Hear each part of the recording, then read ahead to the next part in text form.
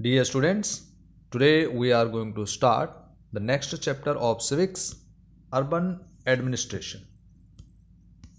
This is part 1 of this chapter. In this chapter we'll study about the urban administration, that what kind of administration system in the cities. What is a city? City is the crowded place and bigger than villages and more spread out. A city has crowded markets, many buses, cars, and other vehicles, water and electricity facilities, traffic control, hospitals, big educational institutions, so many modern things, including very high buildings, right? Big apartments and very wide roads. So these are several features of big cities. Have you ever wondered who is responsible for running all these things? Do you know how decisions are made? How the planning is done? Who are the people who do all the work? In this chapter, we'll study. So let's start this part. See this image. In this image, you can see some children are playing in the street. So this is Sunday and Rehana, Shankar and Jahangir are playing cricket. This is amusing activity, right? They are playing for amusement and spending good Sunday. And here Rehana is batting. She played a shot, hit the ball very hard and broke the street light. You can see in this image, street light is broken by Rehana with the ball. Now they are very worried. All the children are worried about that to whom they should pay for this, because previously they broke the windows of a neighboring house and then they paid to the owner, but now they were thinking that to whom they should pay for this damage, right? They were confused. They did not know that who is responsible for this, to maintain and to install this street light again. Rehana's house was the closest, and then they ran and told her mother what had happened. They explained everything. Rehana's mother said, I don't really know these things in great detail, but I do know that it is the municipal corporation of the city that takes care of replacing lights. It means they should go to municipal corporation, right? But now the children did not know that where is the municipal corporation and what is this and who is the person who is holding the municipal corporation. Then her mother suggested them to go to Yasmin Khala, because she got retired before some times from municipal corporation. Yasmin Khala. Who was Yasmin Khala? She lived in the same lane and she and Rehana's mother were good friends. The children ran to Khala's house, and when she opened the door, they began to tell her what had happened all at once. When they asked about the street light, Yasmin Khala laughed and said, there is no one person, means nobody is there that to whom they should pay, but there is a big organization called the municipal corporation. So dear students, what is municipal corporation? Municipal corporation is a big organization, that is the organization which holds all kinds of activities in the cities, and it is responsible for the administrative work in the cities. So the children want to know more about municipal corporation. Yasmin Khala explained, the municipal corporation is also responsible for ensuring that diseases do not break out in the city. It means municipal corporation is responsible for maintaining good health of the people. It also runs schools, hospitals and dispensaries and makes gardens and maintains them, said Yasmin Khala. Then she added, our city Pune is a big city. It means this is the story of Pune is a big city, and so here it is called municipal corporation. So, dear students, we already have discussed about the rural local self government.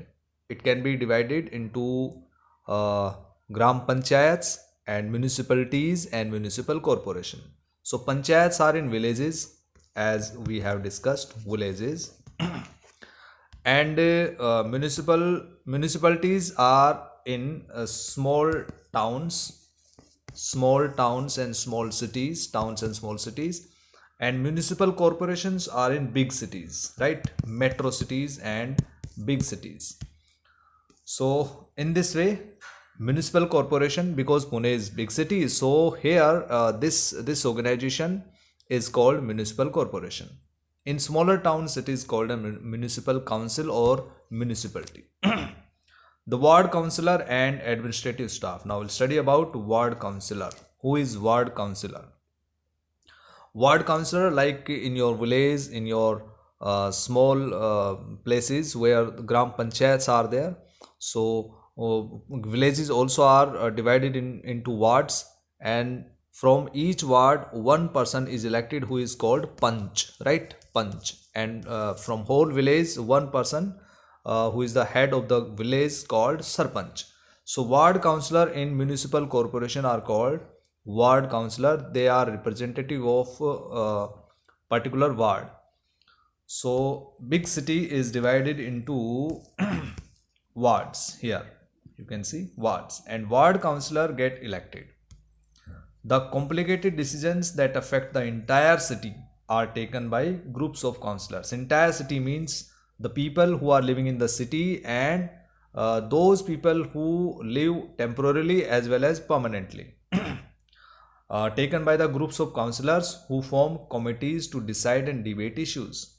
For example, if bus stands need to be improved, some problems are there and some deficiencies are there at the bus stands, or a crowded marketplace needs to have its garbage cleared more regularly, or there is a nala or drain that cuts through the city that needs cleaning, etc. So any problem might be there, and to solve these problems, to work on these problems, it is these committees for water, garbage collection, street lighting, etc. that decide on the work to be done. When the problems are within a ward, then the people who live in the particular ward, can contact their councillors, right? Because councillors are responsible for work in their wards. If there, for example, if there are dangerous electrical wires hanging down, then the local councillor can help them get in touch with the electricity authority.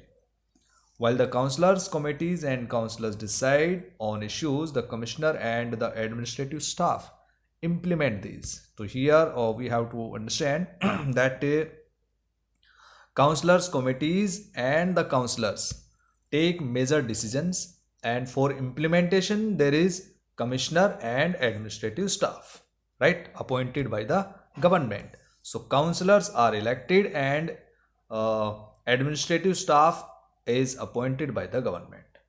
So how are these decisions made, asked Rehana, who never gave up on her train of thought.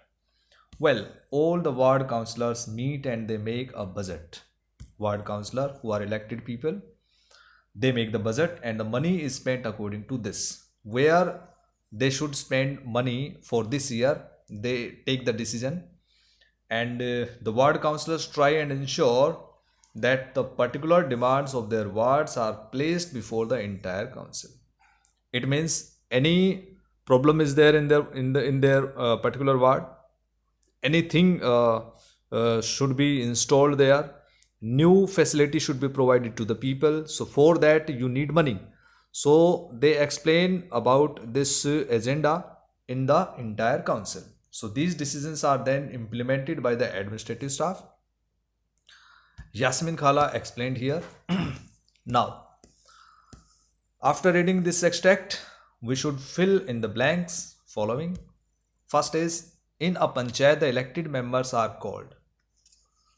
In municipal corporations, elected members are called ward councillors. But in a panchayat, the elected members are called panchis and sarpanch. The city is divided into several wards. City is divided into several wards. In a municipal corporation, the elected members are called ward councillors, right? Ward councillors, as we have discussed before a short while. Groups of councillors deal with issues that affect the entire city, right? Entire city. Entire city or the people of city. Elections are held once every 5 years for the panchayats as well as for the municipality. While the councillors make decisions, the administrative staff led by commissioner, what they do? Implement these decisions. Clear? How does the municipal corporation get its money? So, dear students, we have discussed about the functions of municipal corporation, but to do these functions, municipal corporation requires money, right? So from where this money will come? Providing and running so many services requires a lot of money, as we have discussed. The municipal corporation collects this in different ways. For example, a tax. What is a tax? A tax is a sum of money that people pay to the government for the services the government provides. Like we get government hospitals, government schools, roads, water points. Many facilities are there that is provided, means these facilities are provided by the government to all the people. So the people have to pay the taxes because the government requires money, and money will come in form of tax, and that money will be used by the government to provide these facilities. So people who own homes have to pay a property tax or house tax for water and other services. The larger the house, the more the tax. Clear? Property taxes, however, from only 25 to 30% of the money that a municipal corporation earns. But in spite of that, it's very important and necessary. There are also taxes for education. Education tax is there. Other amenities. If you own a hotel or shop, then you have to pay a tax for this as well. Also, the next time you go to see a movie, look carefully at your ticket, because you pay a tax for this as well. Thus, while rich people account for property taxes, a much wider population pays more general taxes. So different kinds of taxes are there. Income tax is there, house tax is there, and on whatever you purchase from the market today, GST means goods and service tax is there. So all kinds of these taxes secured by the government and by our administration system, right?